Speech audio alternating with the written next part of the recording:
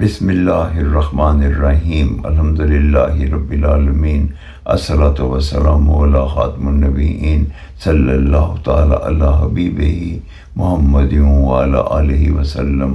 السلام علیکم ورحمۃ اللہ وبرکاتہ۔ میری آج کی حدیث جامع ترمذی 3334 نمبر۔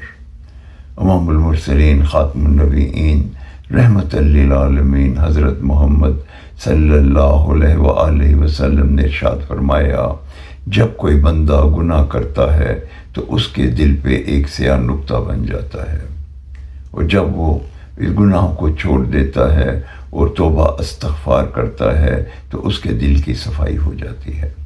اس حدیث مبارکہ سے ہمیں یہ پتہ چلتا ہے کہ اگر گناہ کرنے والے کے دل پہ ایک نقطہ پڑتا ہے اور وہ گناہوں کو نہیں چھوڑتا اور مسلسل گناہ کرتا رہتا ہے تو نقطے پڑھتے پڑھتے اس کا دل کالا ہو جاتا ہے، اور کالے دل کا انسان بہت ہی خطرناک اور بہت ہی گناہ گار اور برے کاموں میں پڑ جاتا ہے۔ اور اگر وہ فوراً اپنے دل کی صفائی کے لیے توبہ استغفار کر لے تو دل صاف ہو جاتا ہے اور انسان اچھائی کی طرف چل پڑتا ہے۔